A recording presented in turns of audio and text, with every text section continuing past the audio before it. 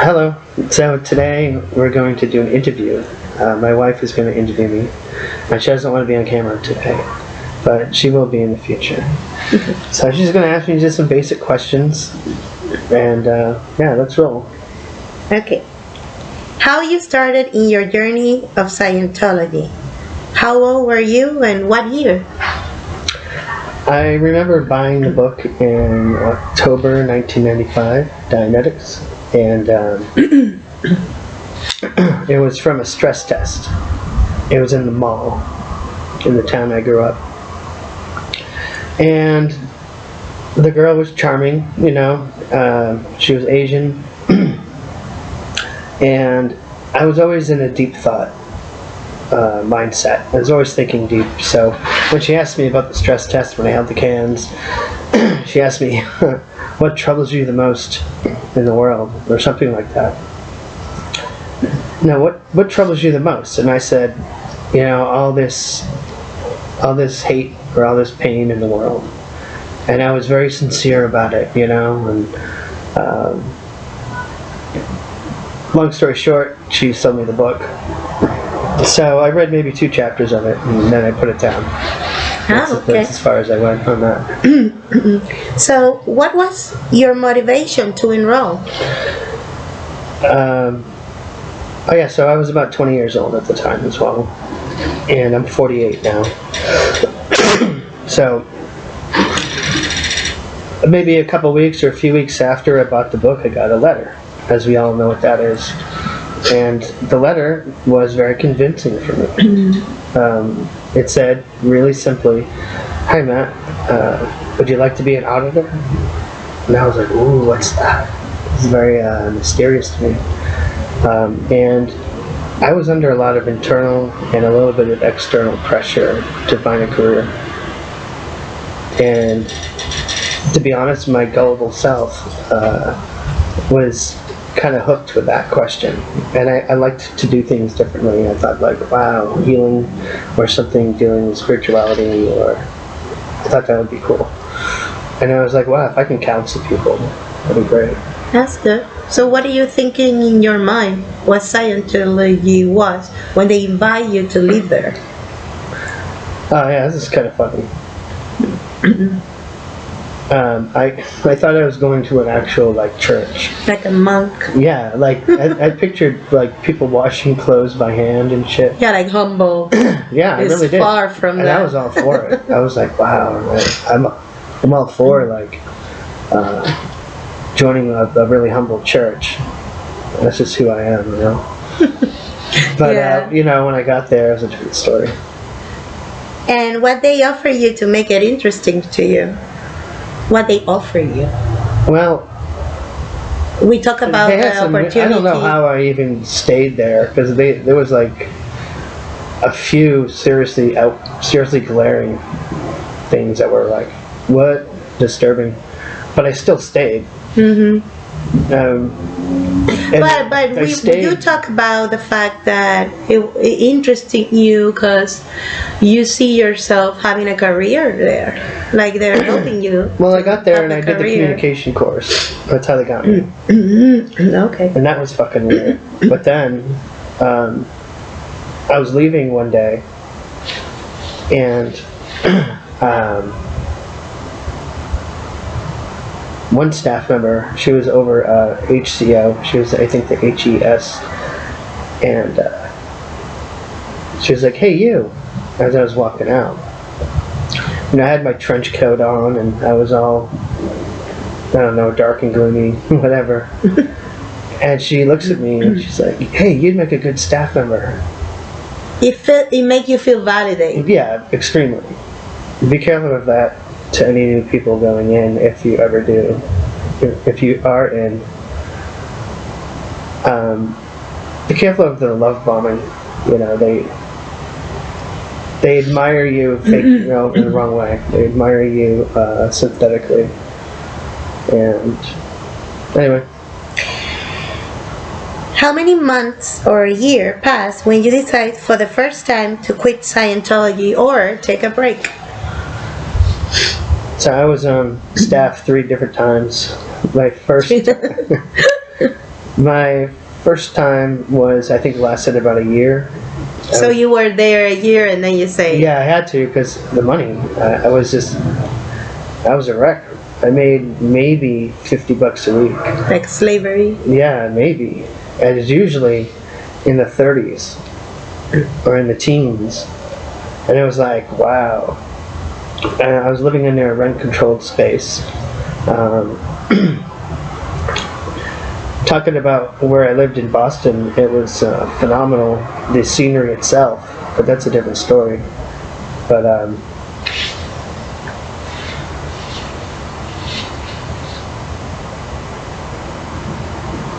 yeah, you are getting there, like the picture, huh? Yeah. Well, when you were in the apartment and everything, top of the pizzeria. Yeah, it was pretty awesome. Yeah, but you feed yourself with tuna and English muffins. Yeah. Oh yeah. If you're lucky.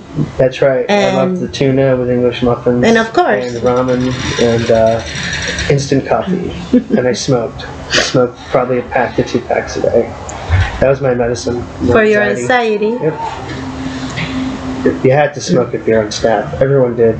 But they didn't help you with your anxiety. No, of course not. They didn't do shit for it. TRs is not a way to get rid of them. You know, the whole TR thing was you just had to numb them out. Yeah. Stupid. What was the breaking point of you? Like, what make you click and say, oh, I have to get out of here, take a break? What action they did? Oh, yeah. I think it was just the demand, and there was a lot of shouting and like strictness, and the people I had to work with, some of them were real assholes. Some of them were very cool. You know, the majority were cool people. But, you know, it's kind of hard for me to think of. Yes, I know. There's a lot of different things. What thing, what sign, or what was the first sign, or what that you didn't agree on, that it was like not good for your ethical being? Like, yeah. I have to think about it.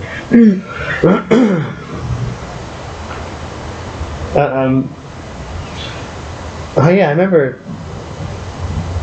Again, it's my early time on staff, and you know, I had my trench coat on, and I had a clip of a button of The Crow. I love the movie The Crow, and I love the crow symbol. And I had a crow here, and I was leaving out of the HGC office, and I missed, like, the crow was gone.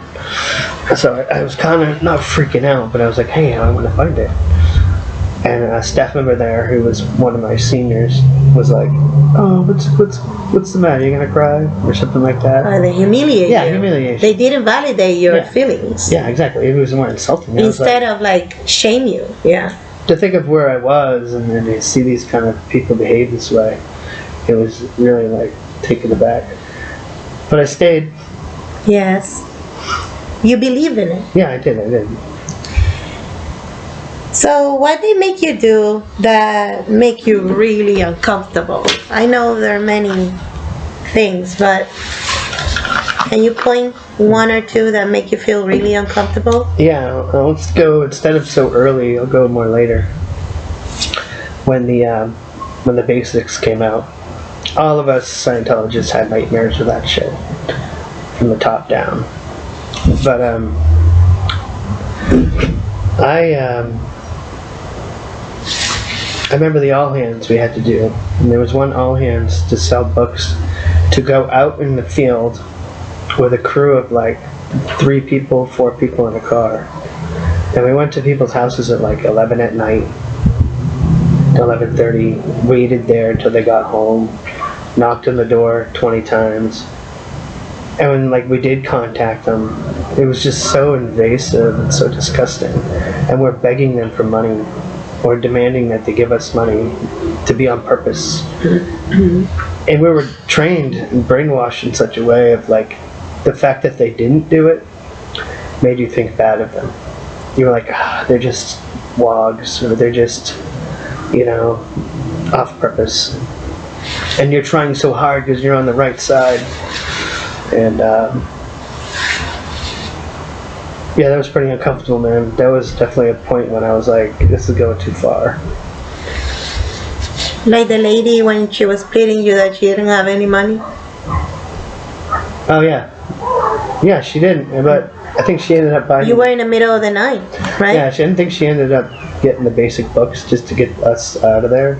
Because so instead of spending $3,000, it was she spent $450. Wow. Yeah. Something like that. So instead of thinking of the purpose of this is making life better, it make the people be in burden, money, and emotionally too, because you are always all stressed out that somebody's gonna show up in your house, well, yeah, I don't doubt breaking the law, because that's because stalking. I lived it. This person, that lady who talked about, she was off lines for like 20 years. Yeah, Imagine that. Imagine that. Well, today they can't get away with it because we just stream them. You come to my house, you're just getting streamed. Or you just gotta get police. recorded. Yeah, if you don't get off my property when I tell you to. Then we'll call the cops, me and my wife. So anyway, I'm gonna have to talk about that. That goes for anybody though, just record. Any interactions. It's like the cross to the vampire. They're like, they can't fucking stand recording. So just use it, shine a light on them. Yeah. Because it's truth. When you record, you're recording factual data. Truth. For the most part. They don't like it. No, they don't. But they being exposed. Did I answer the question? Yes. Something that you want to talk about more in depth? There's always fun topics. Do you ever thought that they will help you on your career? Cause No. See, I always was aimless, and being an But you auditor do. and being a staff member, saving the planet, was like my destiny. I felt like that was my role in life. But tell me a little bit when they put you in Purif. Oh God. What year was that? That was the worst.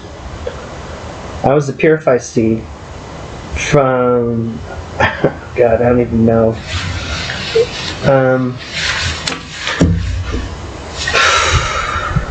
Let's just say I was a Purify seed probably for like 7 years, something like that. I don't even know. It's one of those areas that have so much mental anguish And trauma. Yeah, trauma. That it gets blurry until I look at it more. But nonetheless, that song in a Purify seed position was just horrible. I don't even want to talk about it. Yeah. That's for another story, though. Yes, for another story. Yeah. But let's say it was ugly. that they put you to work there, helping people purify themselves. Oh, yeah. When you smoke two packs of cigarettes, So and they didn't help you with that. So I would sit in there, right? I'd be smoking 2 packs a day, drinking like long, tall coffee, eating my little Debbie snacks. That's all I could afford. And I'd be fucking sitting in the sauna floor, chatting with the people in the sauna, talking about stories, all kinds of shit. And that was what I did. But it chose me. Just because I'm a dog, I was just... treated like that. To them, You're not a dog. Yeah, to them I really felt like they thought I was just a stupid idiot. No, they Purify C, like if you want to leave, they're like, no way, because it's such a hard position to fill. Nobody wants that shit. Oh, that's how I felt. And I didn't want that position for so many years. Anyway. Yeah, okay, so that's going to be it of the interview. Thank you, lovely Luana. You're welcome. And we'll do another one later. See ya. Thanks.